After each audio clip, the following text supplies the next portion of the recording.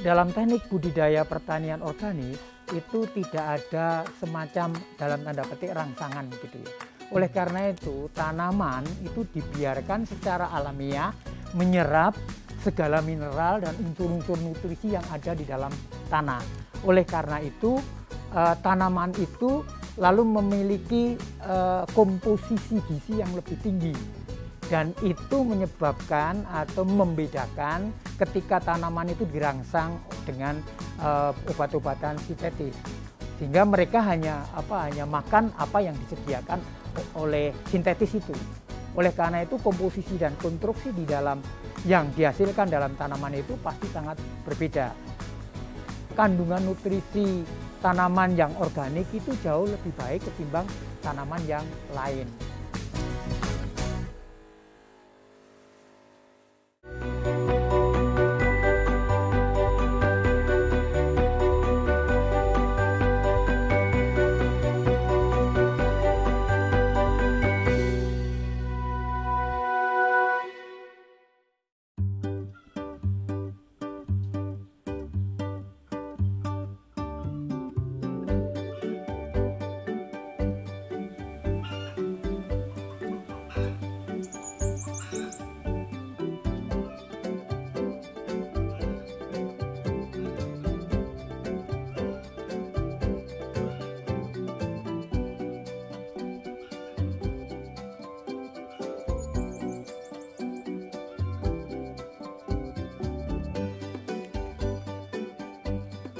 Ini kebun sayur semua, sayuran organik.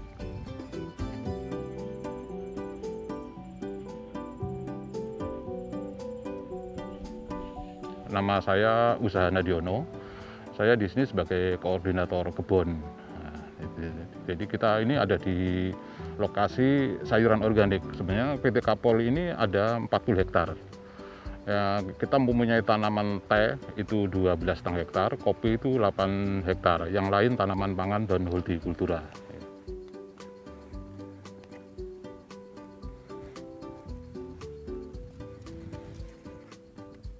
Kita sedang menuju ke lokasi pembibitan.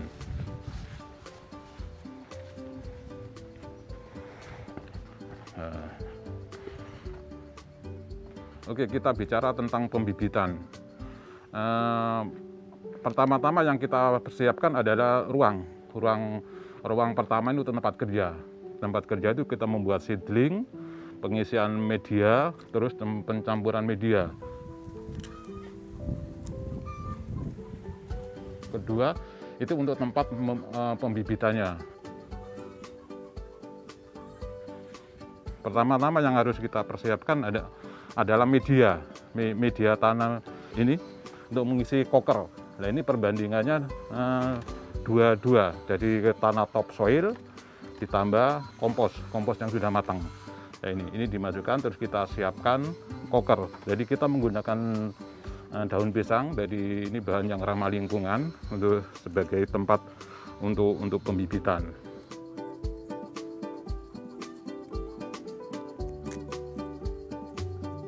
Ini lagi memasukkan bibit ke dalam koker. Nah, cara memasukkannya ini harus hati-hati. Kenapa?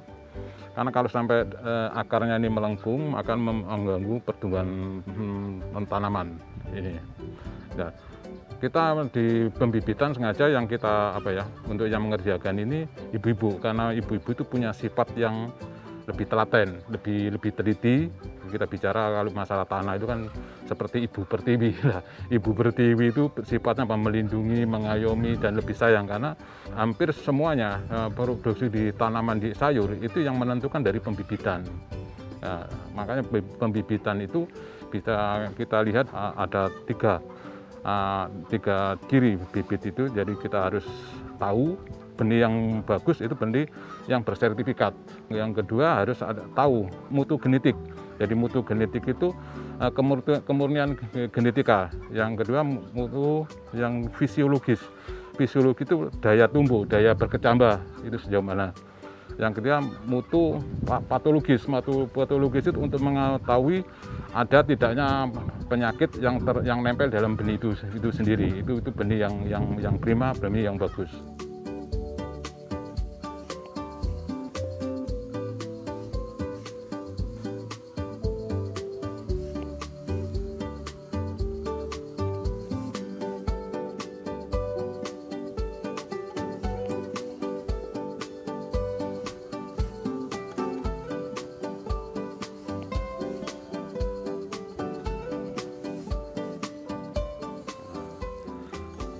setelah itu kita masukkan ke ruang pembibitan. Oke.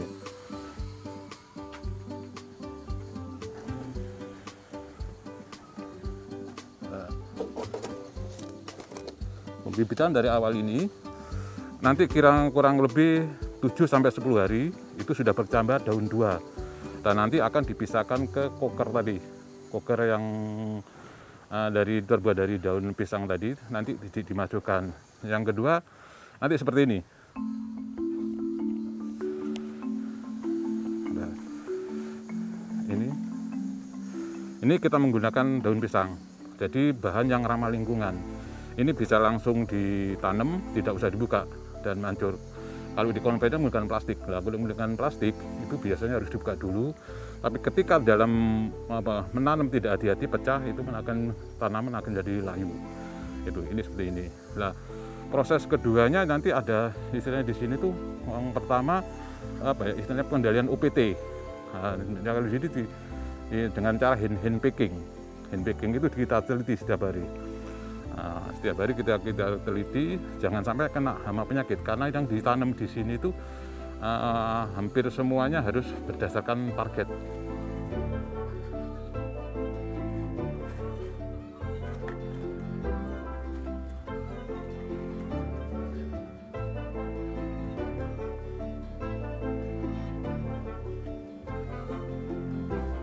Jadi PT Kapol Antarnusa itu baru dari 2005 itu perubahan ke arah pertanian organis yang sebelumnya memang masih konvensional. Jadi awalnya kan rupanya pertanian konvensional pun banyak masalah, banyak kendala gitu loh. Lalu tidak memberikan prospek yang baik. Kemudian waktu itu salah satu direkturnya memang mengunjungi di pusat pertanian organik di Cisarua yang Romo Agato kelola. Kemudian mereka tertarik, lalu diminta untuk melihat di PT Kapol Antarnusa itu memungkinkan enggak untuk menjadi pertanian organik. Lalu waktu itu malah Romo Agato sendiri yang datang, kemudian oke, kalau begitu dicek tanahnya di lab, kemudian nanti kita akan beri pengarahan atau beri pendampingan untuk ke arah pertanian organik. Nah, kemudian Pak Budi sendiri itu memiliki pandangan juga akan lebih baik ke arah organik karena lebih sehat gitu. Waktu itu mereka bilang cara hidup yang lebih sehat begitu.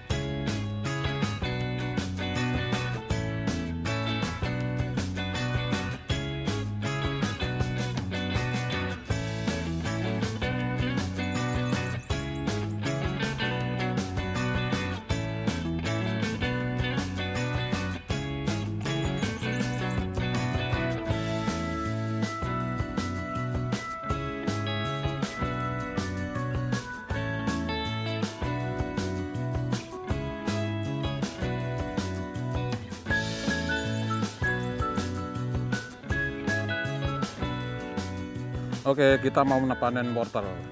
Tanaman wortel itu dari nanam sampai panen itu kurang lebih 3 bulan. Oke.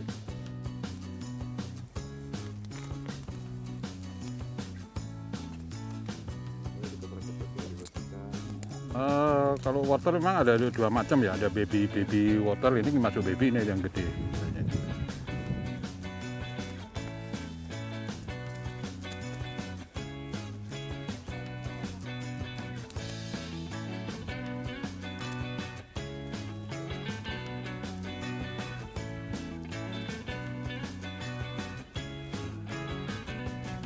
Sebetulnya bukan riset, tapi barangkali lebih melihat dari segi-segi lingkungan hidup dan kesehatan. Jadi banyak kan isu-isu lingkungan kan makin kuat waktu itu. Memang tahun 90-an itu keras sekali bahwa kerusakan lingkungan, kerusakan alam itu sangat luar biasa dan ada bukti dan ada fakta. Sehingga oleh karena itu mendorong ke arah itu supaya bagaimana alam ini tidak rusak, sementara PT Kapol memiliki luas lahan yang cukup. Seandainya yang 40 hektar ini menjadi kawasan organik, maka akan dampak terhadap sekitarnya akan menjadi lebih baik gitu.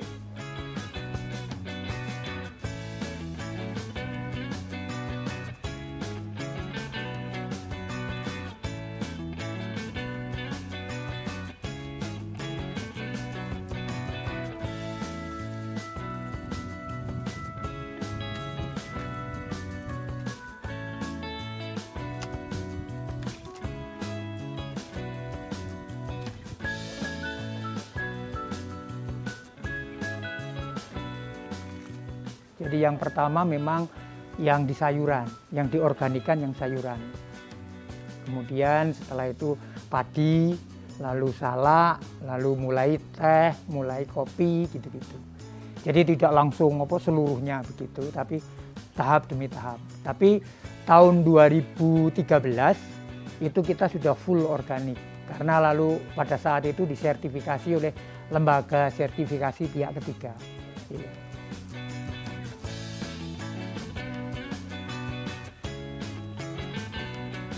Oke, kita sekarang panen marokot atau sawi pahit. Ini umur tanaman dari nanam sampai panen itu 40 hari atau sekitar 5 minggu. Oke, cara panen kita cabut. Kita cabut. Daun yang tua kita buang.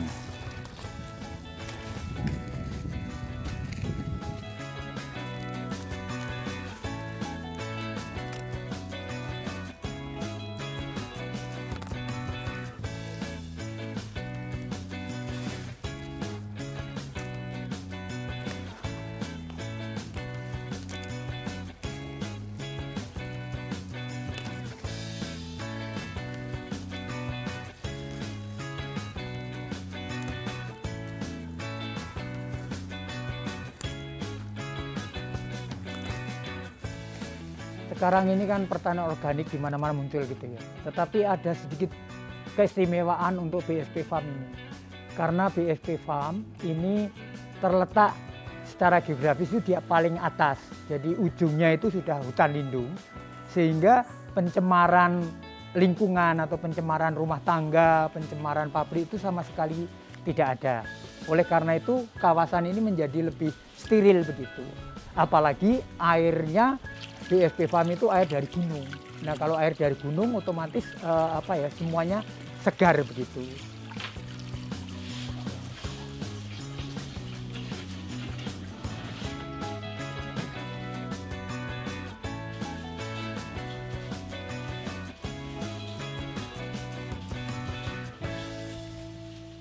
Sekarang kita mau masak dari hasil panen yang tadi dari kebun.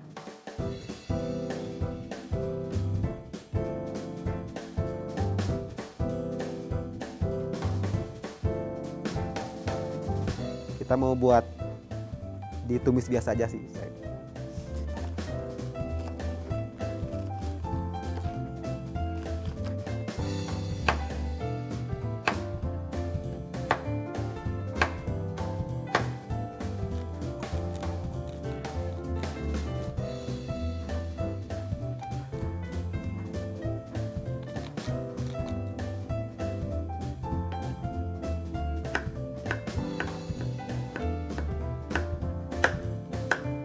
Sekarang kita panasin minyak ya.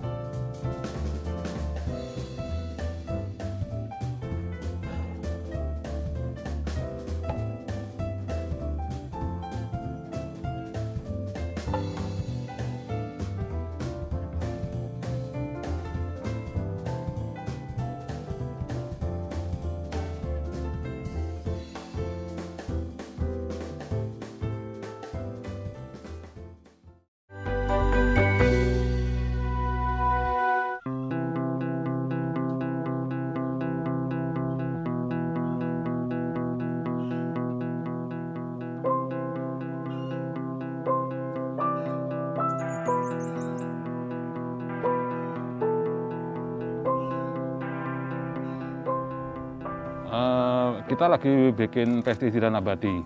Dalam pertanian organik, hama atau serangga itu sebenarnya bukan musuh petani, tapi sebagai penjaga harmoni.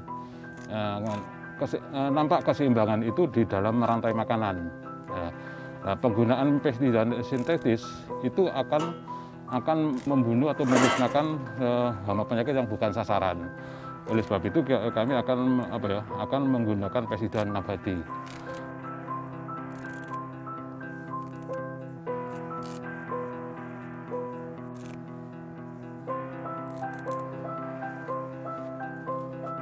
Manajemen pertanian organik itu holistik, preventif, dan kuratif. Kita akan kuratif itu adalah untuk penyembuhan, yaitu dengan jalan memakai pestisida nabati. Bahan-bahan yang kita pergunakan untuk pembuatan pestisida nabati adalah ini pertama kacang babi atau Tripusria. Yang kedua daun sirsak, terus yang ketiga ini ada daun suren, terus ini sabun batangan, sabun zaman dulu. Komposisi yang kita mau pergunakan adalah pertama daun Tripusria. Daun Tripusria ini kita pergunakan 300 gram. 300 gram, untuk daun sirsak 100 gram, terus daun suren ini 100 gram, terus sabun batangan 50 gram. Pertama-tama ini daun suren kita lembutkan dulu, kecilkan dulu, bisa menggunakan itu Pak Putar, bisa menggunakan ini golok untuk biar agak halus, ditaruh di sini sampai ukuran 300 gram.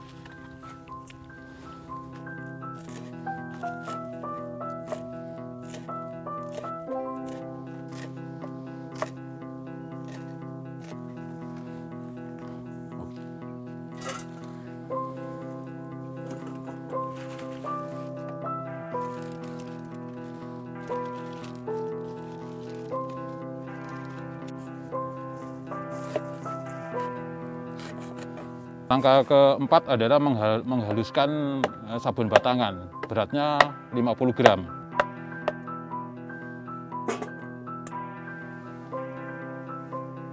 Oke, campur juga. Bisa sendiri, bisa dihancurkan sendiri melalui ember, tapi juga bisa dicampur ini. Langkah kelima adalah diaduk.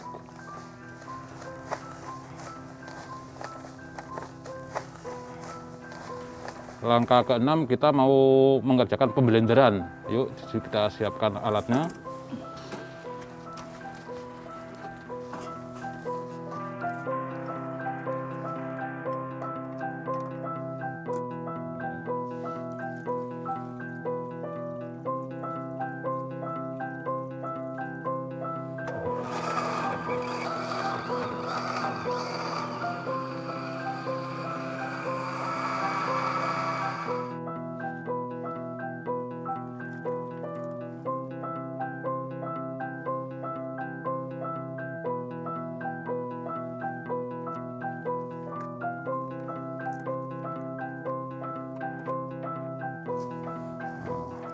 Kita saring ini supaya nanti tidak mengganggu nozzle di hand sprayer-nya.